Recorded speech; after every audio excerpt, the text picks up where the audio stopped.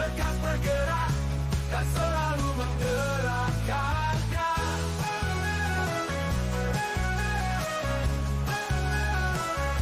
Mari bergerak bersama guru penggerak, menebar manfaat bagi pendidikan merdeka. Lekas bergerak dalam pendidikan penggerak, ciptakan generasi unggul penopang bangsa. Mari bergerak, lekas bergerak dan selalu menggerakkan. Mari bergerak, lekas bergerak dan selalu menggerakkan.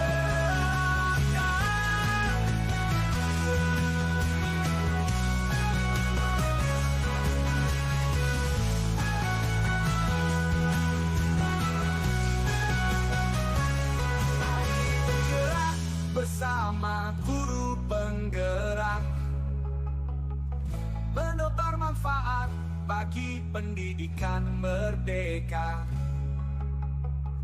Lekas bergerak dalam pendidikan penggerak, ciptakan generasi unggul penopang bangsa. Mari bergerak, lekas bergerak dan selalu menggerakkan. Mari bergerak, lekas bergerak dan selalu menggerakkan. Halo, selamat pagi Bapak Andi. Selamat pagi Pak Ferdi. Ya, saya Abdi Supriyadi dari SDN 1 Luger, JGP Angkatan 10 Kabupaten Purworejo. Dan kesempatan kali ini saya mau mewawancarai kepala sekolah. Untuk ini SDN 1 Luger, kepala sekolahnya panjenengan Bapak Andi Setiawan. Kita mulai nih Pak. Nanti ada 8 pertanyaan terkait dengan pengambilan keputusan, 3 prinsip, 4 paradigma, dan 9 langkah bagaimana kita nanti mengambil sebuah keputusan. Yang pertama yaitu Pak Andi menjawab, selama ini bagaimana Bapak dalam mengidentifikasi kasus-kasus yang merupakan dilema etika atau rujukan moral? Dalam mengidentifikasi kasus-kasus yang dilema etika dan rujukan moral, biasanya ini kan bisa membedakan Pak. Kalau dilema etika itu kan benar dan benar, ya. Itu sangat sama antara kebenaran yang satu dengan kebenaran yang kedua, itu hampir mirip. Dan itu di sini kita harus mengambil keputusan yang tepat, kan seperti itu. Dan juga yang kalau rujukan moral jelas itu antara benar dan salah, kan seperti itu. Jadinya dalam kasus-kasus yang ada yang paling utama itu kita saat mengambil itu kalau bisa kita juga harus sharing, karena kadang-kadang kalau kita mengambil dengan inisiatif sendiri tanpa pertimbangan orang lain atau masukan orang lain, nanti malah kasus atau masalah yang seperti itu menurut saya itu kurang efektif. Seperti halnya mungkin di SD Negeri 1 Luger ini jika ada masalah atau kendala, kami biasanya berdiskusi bersama dalam memecahkan kasus itu, karena pasti pemikiran satu orang dengan orang lain itu kan berbeda. Jadinya dengan perbedaan yang ada itu kita bisa tarik kesimpulan atau tarik kesamaan untuk memecahkan kasus itu. Mungkin itu Pak. Baik, terima kasih Pak Andi. Selanjutnya, selama ini bagaimana Bapak dalam menjalankan pengambilan keputusan di sekolah panjenengan, terutama untuk kasus-kasus di mana ada dua kepentingan yang sama-sama benar atau sama-sama mengandung nilai-nilai kebajikan? Kalau selama ini tadi untuk pengambilan keputusan seperti yang saya katakan tadi, yaitu saya berdiskusi dulu, kita musyawarahkan. Mungkin di sini ada beberapa guru yang saya anggap lebih senior atau mungkin juga pengalaman yang biasa, saya panggil untuk berdiskusi. Habis itu nanti saya bisa mempertimbangkan begini yang tadi saya ambil.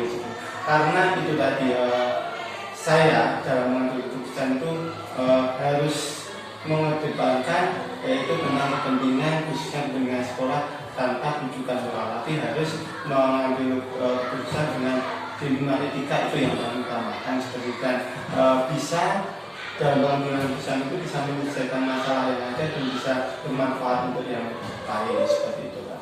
Bermanfaat untuk yang lain atau bermanfaat untuk peserta didik ya sekolah atau tidak Pak? Lalu nih sedikit terkait dengan langkah-langkah atau prosedur seperti apa itu yang kiranya Bapak Andi terapkan atau dilakukan selama ini. Prosedurnya yang pertama mungkin yang masalah itu kan banyak kan seperti itu, khususnya di sekolah, mulai dari masalah siswa atau mungkin masalah juga mohon maaf bapak ibu gurunya juga, wali murid juga, atau kita juga bersinggungan dengan masyarakat. Kita identifikasi dulu masalahnya itu apa, kita kategorikan masalah itu mungkin harus diselesaikan saat itu kah, atau masalah itu harus mungkin bisa ada waktunya setengah atau mungkin jangka panjang kan, seperti itu kita identifikasi dulu. Atau mungkin masalah itu juga sedangkah, ringankah, atau beratkah kan, seperti itu kita identifikasi. Habis itu nanti kita diskusikan bersama. Mungkin kalau masalah siswa kelas mungkin khususnya, berarti mungkin nanti kita ke wali kelas yang saja. Kalau wali kelas sudah bisa menyelesaikan, kita sebagai ataskan yang tidak. Tapi jika wali kelas tidak bisa, nanti wali kelas diminta untuk berdiskusi dengan kepala sekolah atau juga kepala yang lain. Jadinya yang paling utama kita identifikasi, habis itu nanti kita diskusikan bersama, dan kita juga cari permasalahan pemecahan masalah bersama. Dan jika nanti di dalam intern misalkan sekolah ini kita tidak bisa menyelesaikan, kita kan juga ada dewan pengawas atau mungkin komite, nanti kita bisa minta bantuan beliaunya atau stakeholder yang lain. Iya. Pertanyaan selanjutnya nih Pak, ini hal-hal apa saja ya? Hal-hal apa saja yang selama ini Bapak Andi anggap efektif dalam sebuah pengambilan keputusan yang ada kasus-kasus bermuatan dengan dilema etika? Hal-hal yang efektif, mungkin efektif tidaknya itu tergantung cara sudut pandang seseorang itu menilai. Kalau saya menilai efektif, mungkin Pak Hoti atau guru yang lain mungkin menilai tidak efektif kan, seperti itu. Makanya terkadang apa yang kita ambil itu pasti di sisi lain itu ada poin plusnya dan juga poin negatifnya. Yang paling utama saya terapkan pada diri saya sendiri, bahwa saya pengambilan keputusan itu harus bisa memanfaatkan atau bermanfaat untuk yang lain, bukan untuk kepentingan pribadi, tapi untuk kepentingan yang lain, baik siswa maupun guru atau bapak ibu wali murid dan yang lain, seperti itu. Jadinya seperti itu. Dan juga tadi efektif juga kalau pengambilan keputusan, saya kembalikan lagi, jangan diambil sendiri. Kalau itu memang masalah yang terjadinya, kita sharing seperti itu. Kalau kita bisa selesaikan sendiri, kita selesaikan. Kalau mungkin itu perlu pertimbangan juga kita perlu musyawarahkan, karena dalam kasus itu kan juga kita bisa membedakan itu apa yang harus kita ungkapkan kepada orang lain atau mungkin tidak, seperti itu. Misalkan bapak ibu guru ada kasus cuma curhat kepada saya sendiri, masa kalau saya sudah diskusikan dengan yang lain kan nggak bisa. Selanjutnya nih Pak, ya. Hal-hal apa saja yang selama ini merupakan tantangan dalam pengambilan sebuah keputusan yang kasus-kasus tersebut bermuatan di luar tantangannya mungkin yang pertama dari diri sendiri Pak, ya.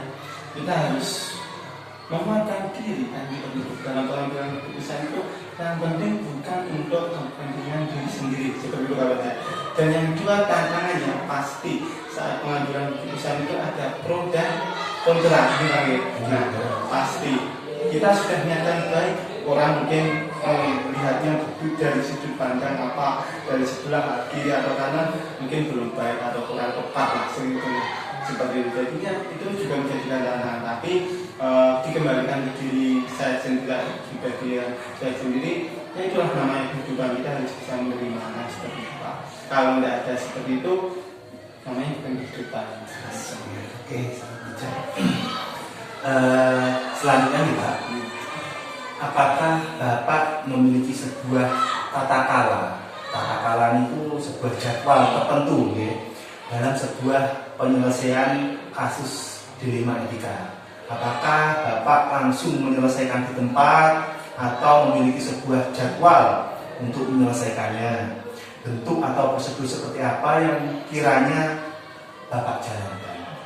Kalau tentang tata kala atau waktu penyelesaian itu tergantung dari jenis permasalahan yang ada itu ringankah atau berat. Kalau mungkin bisa diselesaikan saat itu, kita selesaikan. Kalau urgent kan seperti itu. Jadinya tergantung jenis permasalahannya. Kalau jadwal mungkin tidak ada jadwal, tetapi kan kita lihat kalau misalkan masalah itu dianggap berat dan bisa diselesaikan hal itu kita selesaikan. Tapi kalau berat tapi ada waktu untuk menyelesaikan lama atau mungkin panjang waktunya, kita sambil berpikir kan seperti itu, nanti kita selesaikan agak diundur seperti itu.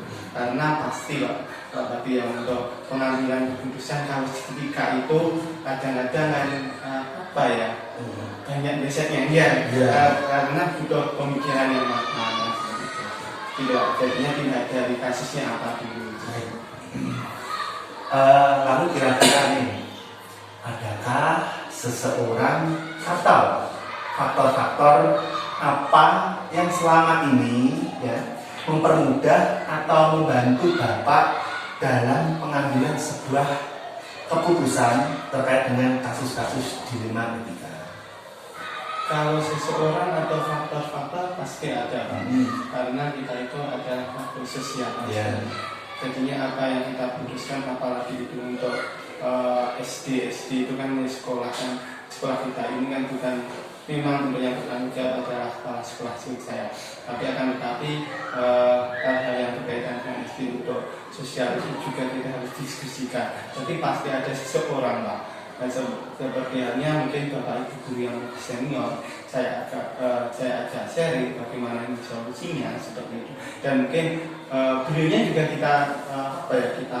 kita tanamkan. Mungkin keputusan atau sharing itu kan belum tentu kita ambil bersama, karena di pemikiran satu orang dengan orang lain kan beda. Mungkin saya dengan guru yang lain itu juga beda kan. Jadinya kita tarik dari setengahnya. Faktor yang utama yang jadi pemicu adalah kita tekankan dalam hati kita agar keputusan itu bisa bermanfaat gitu Pak. Berarti keputusan bermanfaat. Iya, kebermanfaatan keputusan dan efisiensi dari efisiensi. Nah, yang terakhir ini dari semua hal yang telah disampaikan tadi, pembelajaran apa yang dapat Bapak petik dari pengalaman Bapak mengambil sebuah keputusan dalam diri? Kalau pengalaman atau juga pembelajaran yang bisa diambil yaitu adalah kita kolaborasi, kita sungguh-sungguh, kita kesatuan itu kita tekankan, dan juga kita saling menghargai Pak. Dan yang paling utama kita harus menjaga hati Pak, menjaga hati untuk orang lain. Kadang-kadang mohon maaf apa yang kita putuskan orang lain itu beranggapan beda kan seperti itu. Kadang-kadang mohon maaf juga orang yang kita anggap baik tapi di balik kebaikannya kita juga kita ambil, kita berdoa. Jadinya yang penting kalau saya dengan orang itu harus bersikap husnuzon ya. Nah, harus berpikiran baik lah seperti dengan orang lain. Walaupun mungkin orang lain itu siap bagaimana para kita, itu harus salah. Pasti manusia itu tidak luput dari dosa, tidak luput dari kesalahan. Mungkin jadinya kolaborasi, kerukunan seperti itu, berguyur kerukunan, dan juga mintalah yang kita pupuk keikhlasan seperti itu. Baik, terima kasih Bapak. Dengan pertanyaan telah Bapak jawab dengan sangat luar biasa. Ini memberikan inspirasi kepada saya terkait dengan pemenuhan tugas-tugas dari modul 3.1. Untuk kegiatan ini sudah sampai di sini. Saya mengucapkan banyak-banyak terima kasih pada Bapak Andi. Semoga Bapak Andi dalam menjalankan tugas keseharian selalu dinaungi keberkahan, keberkahan serta kesuksesan. Jadi Bapak, saya undur diri dulu. Wassalamualaikum warahmatullahi wabarakatuh. Pak Kati, semoga dalam keberangkatan sekolah ini Pak Kati diberi kesehatan, kesuksesan, keselamatan, dan dilindungi Allah SWT, dan dalam mengembangkan kompetensinya di dalam program keberangkatan sekolah ini bisa berjalan dengan lancar, tidak terkendala apapun. dan insya Allah saya selaku partner tentunya nanti insya Allah saya akan bantu semaksimal mungkin, dan doa terbaik untuk Pak Bakti sukses selalu, sehat selalu, dan nanti bisa bermanfaat khususnya di SD kita, SD Satu Muger, dan nanti bisa kita sebarkan apa ilmu dari Pak Bakti di program video angkatan 10 nanti bisa dibagikan ke yang lain seperti itu. Terima kasih Pak Bakti, sukses. Assalamualaikum warahmatullahi wabarakatuh. Waalaikumsalam.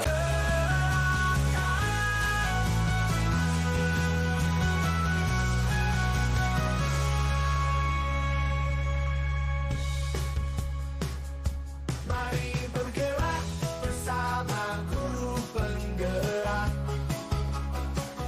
menebar manfaat bagi pendidikan merdeka. Lekas bergerak dalam pendidikan penggerak, ciptakan generasi unggul penopang bangsa. Mari bergerak, lekas bergerak, dan selalu menggerakkan. Mari bergerak, lekas bergerak, dan selalu menggerakkan.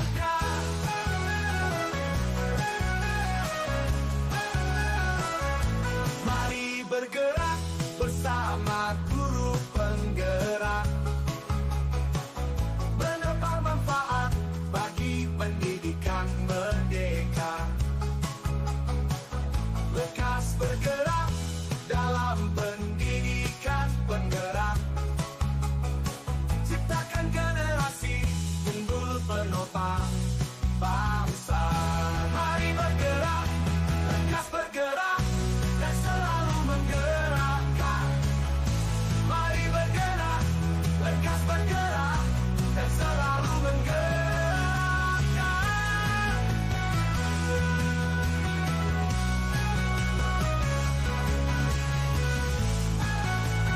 Assalamualaikum warahmatullahi wabarakatuh. Saya Bakti dari SDN 1 Muger, Kecamatan Sendang, Kabupaten Tulungagung, CGP Angkatan 10 Kabupaten Tulungagung. Dalam kesempatan ini akan mewawancarai Kepala Sekolah SDN 2 Kedoyo, Kecamatan Sendang, dengan Bapak Hendrianto SPG. Selamat pagi Pak. Selamat pagi Mas Sakti. Ya, Pak ngapunten niki guru dari jenengan, saya di sini mau mewawancarai jenengan selaku Kepala Sekolah SDN 2 Kedoyo ya. Betul. Dalam kesempatan kali ini saya nanti akan menyampaikan 8 pertanyaan terkait dengan pengambilan sebuah keputusan. Kita mulai awal nih Pak. Yang pertama, selama ini bagaimana Bapak dapat mengidentifikasi kasus-kasus yang merupakan dilema etika atau rujukan nilai? Oke. Sebenarnya begini Pak, jadi kita bisa tahu suatu keadaan atau adanya dilema etika ketika ada situasi di mana kepentingan tersebut bertentangan. Jadi misalnya ada siswa yang mengalami masalah ya, entah masalah itu di rumah atau di sekolah, tetapi berdampak kepada sekolah, atau ketika ada keputusan yang sulit harus dibuat. Nah, maka dalam keadaan tersebut terjadilah dilema etika. Oke, baik.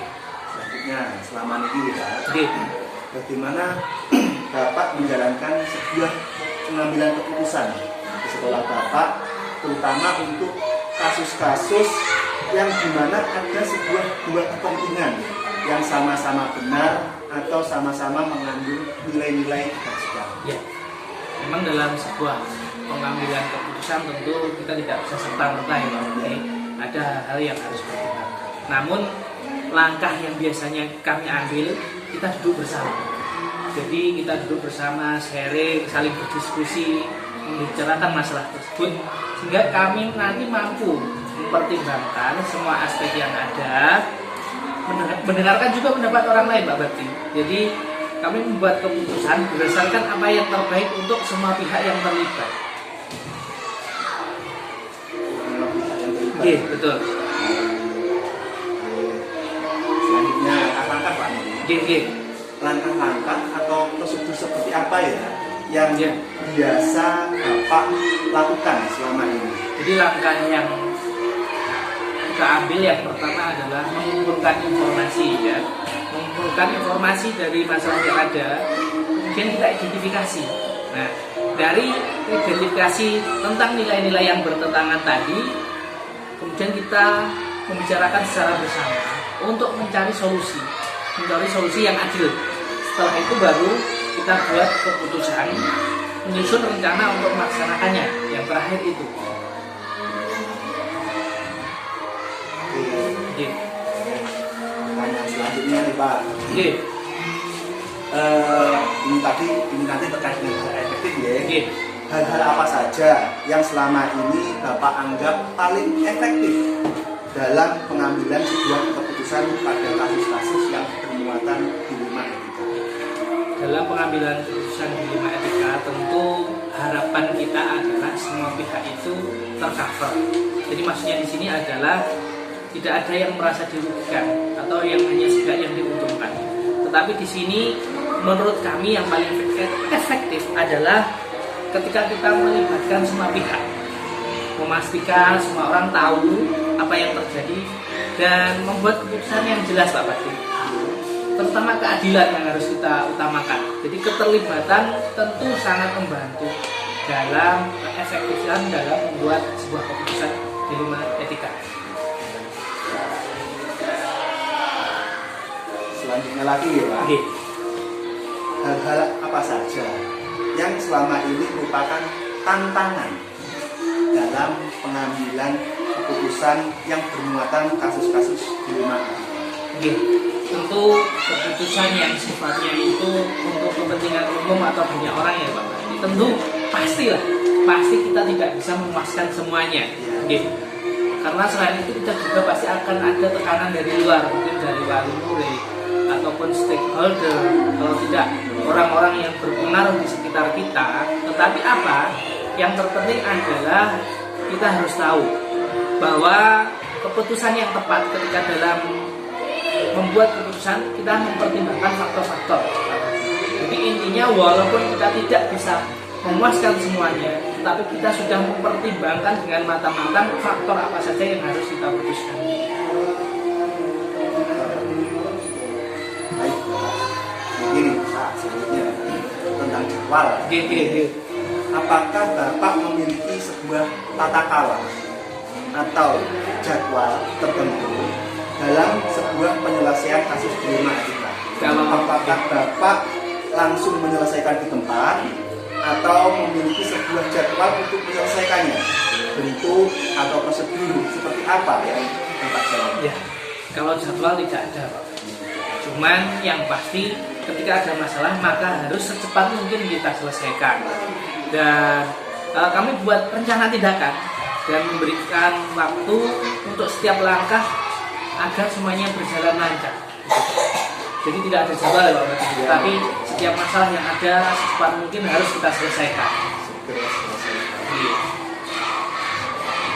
Baik Pak, selanjutnya nih, adakah seseorang atau faktor-faktor apa yang selama ini mempermudah atau membantu Bapak dalam pengambilan sebuah keputusan dilema etika? Dalam keputusan dilema etika tentu kita tidak bisa mengambil keputusan sendiri. Tim di sekolah adalah tim yang paling utama memberikan dukungan kepada kita. Selain itu juga ada stakeholder yang memberikan masukan atau konsultan. Misalnya di atas kita ada pihak UPSP, pengawas dan sebagainya. Tentu pertimbangan dari mereka juga kita gunakan. Kemudian dukungan dari komunitas kita. Tentu dengan adanya dukungan dari seperti komunitas, atasan kita, terutama dari pihak sekolah kita yang keluarga kita, itulah salah satu faktor yang selama ini mempermudah atau membantu dalam pengambilan keputusan. Keluarga sekolah. Yang terakhir nih Pak, Oke. terakhir pertanyaan ke-8, dari semua yang Bapak sampaikan tadi, pembelajaran apa nih yang dapat Bapak petik dari pengalaman Bapak dalam mengambil sebuah keputusan Oke. dilematika. Ada hal yang penting yang bisa saya ambil Pak. Yang pertama bahwa kita harus terbuka dalam menghadapi masalah. Kemudian kita harus mau menerima masukan dari siapapun. Kemudian kita harus fleksibel Pak Bakti. Istilahnya kalau dalam bahasa Jawa sampai kaku, jadi fleksibel. Dalam arti menyesuaikan keputusan itu harus berdasarkan situasi Pak Bakti. Dan tentu kita tahu bahwa adil belum tentu sama macam itu. Jadi tetap kita harus bersikap adil, terutama yang terpenting yang harus kita pikirkan adalah apa? Kita bermanfaat untuk semua orang. Gitu. Semua. Alhamdulillah Pak, pertanyaan telah dengan jawab dengan sangat luar biasa, sangat bagus. Terima kasih ya atas kegiatannya hari ini. Semoga ini nanti bermanfaat untuk teman-teman yang lain. Amin amin amin. Pak Budi ataupun saya dan saya mendoakan agar Bapak Muhammad Bintang dalam menjalankan tugasnya beliau selalu mendapatkan keberkahan, kemajuan serta selalu dinaungi. Amin amin amin. Terima kasih Pak. Semoga Pak Bakti juga lancar, kegiatannya sukses, karirnya juga bagus, selalu sehat. Salam untuk keluarga. Terima kasih Pak. Sama-sama. Assalamualaikum warahmatullahi wabarakatuh. Waalaikumsalam.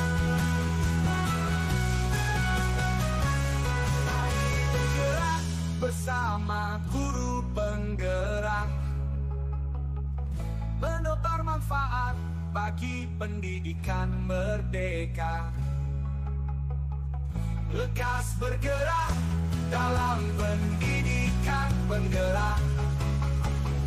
Ciptakan generasi unggul penopang bangsa. Mari bergerak, lekas bergerak dan selalu menggerakkan.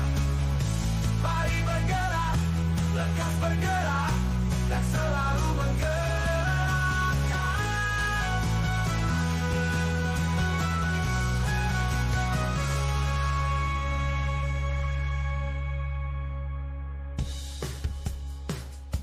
Mari bergerak bersama guru penggerak,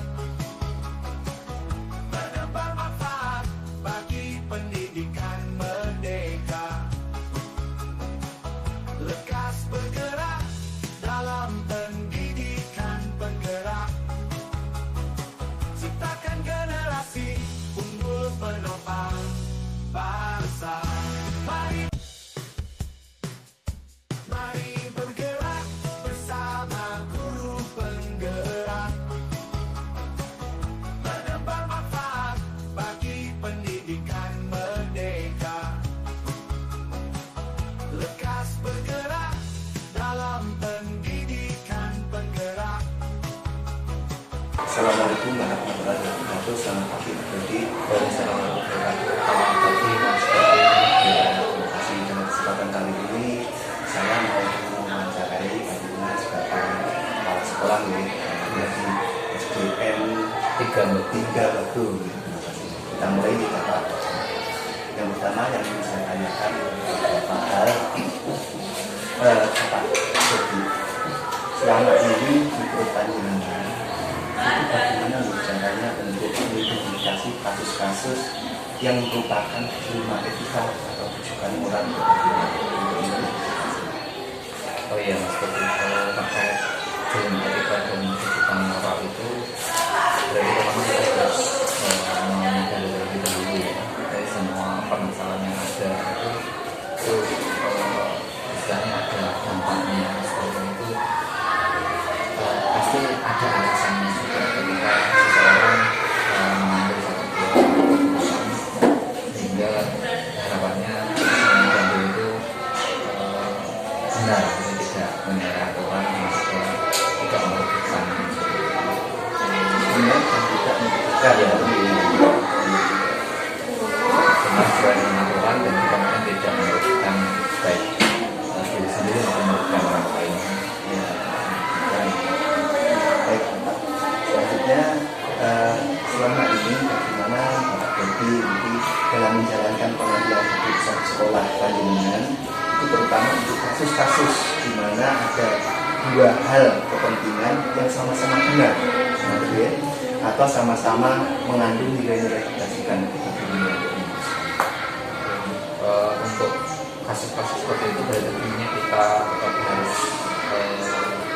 komunikasi ya.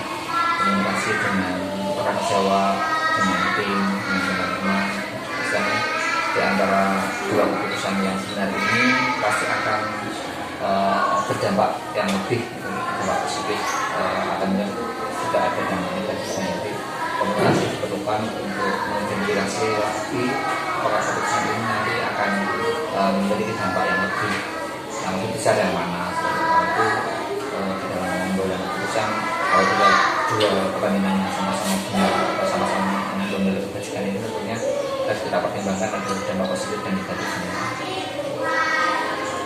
Selanjutnya Bapak ini juga terkait dengan langkah-langkah atau prosedur seperti apa yang kiranya biasanya diterapkan ketika hubungan mengenai untuk yang pertama jelas dengan tahap identifikasi ini berarti kita harus mencari informasi dari berbagai sumber. Jadi kita harus melihat dari sudut pandang yang berbeda, tidak hanya dari sudut pandang kita saja, tapi juga dari sudut pandang beberapa teman. Komunikasi ini diperlukan sehingga nanti pengambilan keputusan itu tidak salah. Dan sesudah kita identifikasi akan berkomunikasi atau diskusi dengan tim, kemudian harapannya nanti kita bisa membuat keputusan atau rencana tidak lanjut dan bisa memilih keputusan yang akan kita lakukan. hal-hal apa saja yang selama ini tadi menganggap paling efektif dalam mengambil sebuah keputusan pada kasus-kasus yang bermuatan di rumah etika. Yang paling efektif di sini berarti kalau misalnya adalah faktor komunikasi dan keterbukaan. Jadi ada komunikasi antara guru atau mungkin guru dengan siswa atau dengan orang tua.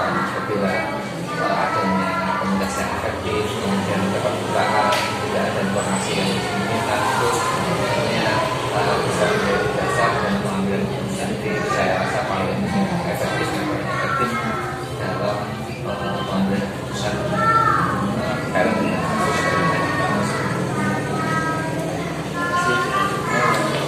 Nomor 5, jadi terkait dengan hal apa saja yang selama ini merupakan tantangan dalam pengambilan keputusan pada kasus-kasus ini.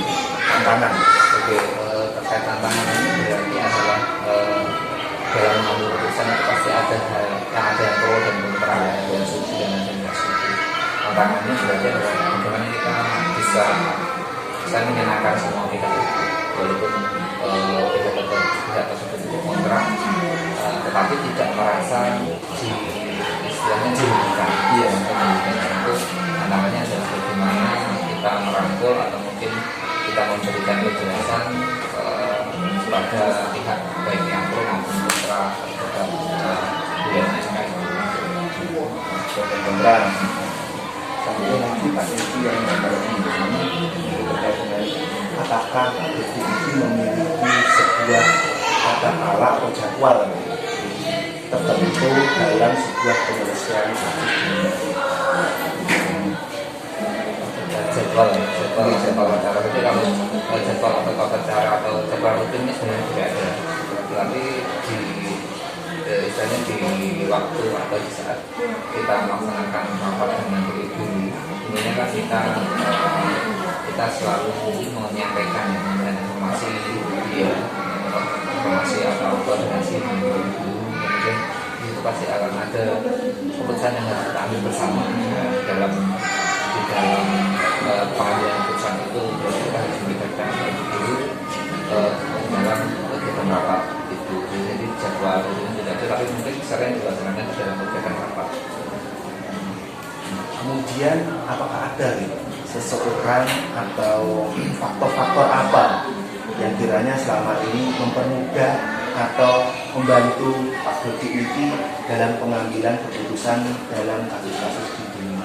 Oke, faktor yang mempermudah itu jelas penjelasannya kita sebagai guru fisika pendidik itu memiliki pemahaman yang sama bagaimana untuk meningkatkan kualitas pendidikan dan bagaimana memberikan pelayanan kepada peserta didik.